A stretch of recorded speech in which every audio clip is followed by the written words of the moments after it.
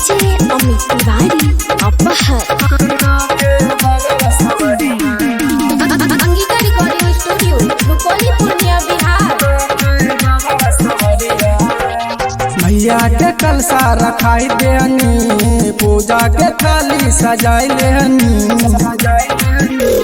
मैया के कलसा रखाई देनी पूजा के थाली सजाई देनी। जैसे चमकेला माई के मंदिरिया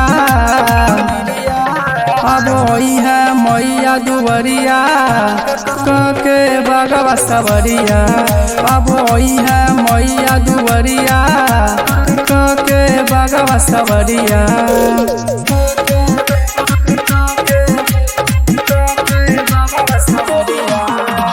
डीजे अमित तिवारी अपहर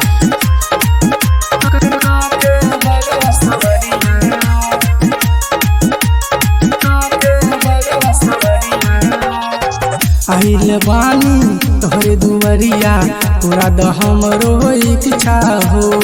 दिलवा में श्रद्धा लाइल बानी मांगतानी भिक्षा हो। आइल बानी तोहरे दुवरिया पूरा द हमरो इच्छा हो। दिलवा में श्रद्धा लाइल बानी मांगतानी भिक्षा हो। जैसे चमकेला माई के चुनरिया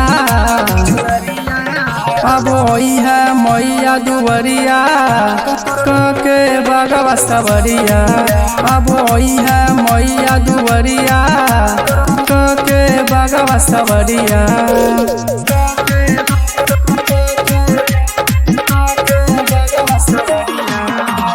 डीजे अमित तिवारी अपहर अंगिका रिकॉर्डिंग स्टूडियो रुपौली पूर्णिया बिहार। ऐसे ही हरदम प्रमोद प्यारे आई है गीतिया गाई के। आ गया विष्णु सोनू का मैया रखिया तू सहवार के। ऐसे ही हरदम प्रमोद प्यारे आई है गीतिया गाई के। आ गए सोनू विष्णु का मैया रखिया तू सहवार के। जैसे चमकेला माई के मंदिरिया